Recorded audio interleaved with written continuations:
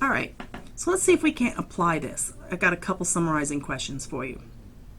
So the reaction between solid metallic aluminum powder Al and brown liquid bromine Br2 is vigorous and liberates enough heat to produce a deep red glow.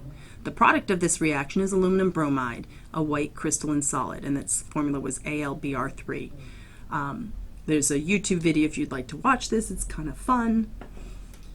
Draw a particle representation of this reaction. Make sure to label your diagram and show that mass is conserved. When we say show that mass is conserved, remember that's key words meaning what? Okay, hopefully you said that means it needs to be balanced when I'm done. And then the second part is write a chemical symbol representation, meaning a balanced chemical equation with chemical formulas to describe this reaction. All right, pause this video and take some time and try to do this on your own. First, you begin with one particle of each type of reactant and product and your arrow, and then try to balance it. And then try to put it in chemical symbol representation. Okay, so let's look at the final answer. All right, the aluminum metal powder. For aluminum, since it's a monatomic element, I would draw one atom. I've chosen red for aluminum. And brown liquid bromine, again, bromine is a diatomic element, so I'm putting two green atoms stuck together. So I'm using green to represent bromine and red to represent aluminum. So I draw one of these, and then AlBr3 would have one red, since red represents aluminum, and three Brs. And it's a white crystalline solid, but that's not important. So if I had begun at the beginning of this, I would have one red and two green on the left, and two red and one red and three green on the right. So as I begin before it's balanced, the red, one red over here and one red over here are okay, but I have two greens on the left and three greens on the right. Remember, this is just like the other reaction we did. Since there's two greens over here and three greens over here, we first start by putting another set of greens here. So I would now have 1, 2, 3, 4 greens and 1, 2, 3 greens on the right side. Since now I have too few on the product side, I add another product. Now I have 1, 2, 3, 4, 5, 6 greens. I go back to the left side and add another one, and I have 1, 2, 3, 4, 5, 6. So now green is balanced. Then I go back and fix red. At this point, I have two red atoms on the right, and so I add another red atom on the left. Now that I'm done and I have a balanced chemical reaction in picture, I can now do it in chemical formula. To describe one of these red particles, I'm going to use Al. I'm using the state of solid since it told me up here, solid metallic aluminum powder. And I count, there are 1, 2 of them, so I put a 2 in front. Now I move on to bromine. To describe one of these particles, since I use green for bromine, I put Br2. The 2 represents there's 2 stuck together. Then I count them, 1, 2, 3. There goes the 3. The liquid comes from the original wording which said liquid bromine. Now I move to the product side to describe one of these particles. It's a red Al, so Al, and there's just one of them, and 3 Br, so AlBr3. It also had given me that from the very beginning. And now I count how many, 1, 2. So I put a 2 in front, and it's solid because, again, the description told me it's a white crystalline solid. Second question, when we expose a block of dry ice, solid carbon dioxide, CO2, to room temperature air, it changes from solid directly into a gas. Which is an accurate chemical equation or symbolic representation for this change?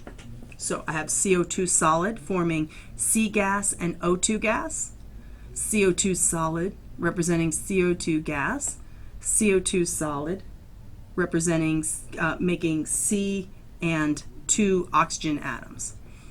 So if I were to actually draw out particles of this, and that's not a bad idea, try to figure out which one is the correct representation. I'm going to pause and give you a shot to try it on your own.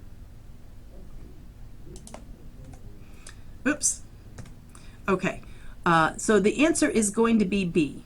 Now, the thing is, when I'm changing from a solid directly into a gas, remember, solid to gas is a physical change. No new substances are made.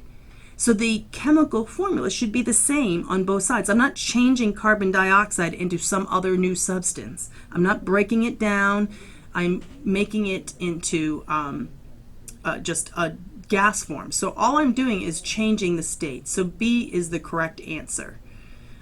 If it did undergo a different question, it was asking about the decomposition of carbon dioxide, when it returns back to element forms, I would expect that it's going to form oxygen, because oxygen is stable as a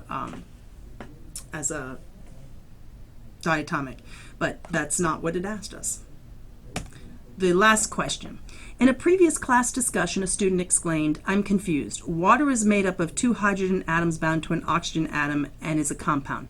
But air contains oxygen and hydrogen molecules in addition to nitrogen and is a mixture. Why aren't they either both compounds or both mixtures?" The instructor had group draw pictures, models to help the student understand. So your job is to look at this and say which picture model most accurately describes the differences or depicts the differences between small particles of water and air. So looking through, I want you to spend some time. I'm going to pause this. Okay, so when I look at these, this is showing water as a single atom. But we know water has a chemical formula of H2O, so immediately this is not correct. When I look at air, it's showing a mixture of, let's see, we have 2 different types. I have the dotted types, the thick dotted types, and the skinny dotted types. So I have 2 kinds of atoms, but we talked about air being a mixture of, if we go back, air is a mixture of oxygen and hydrogen molecules, and is a mixture, and it also has nitrogen. So this doesn't even look like air.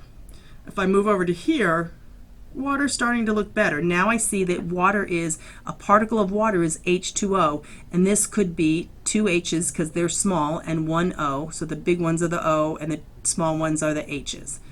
Over here on the air side, I see these, since they were H's over here, these are also representing H's. So 2 H's together, here, here, and here, and then 2 O's together, here, here, and here. So that could be a mixture of hydrogen and oxygen gas, because hydrogen and oxygen are both diatomic. When I look at the water here, the water looks good. The air is showing H2O2.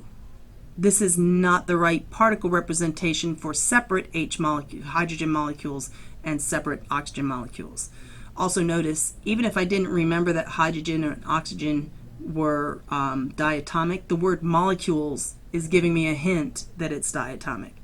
And here the air looks okay, but the water is not showing water as a compound. So the correct answer is model B.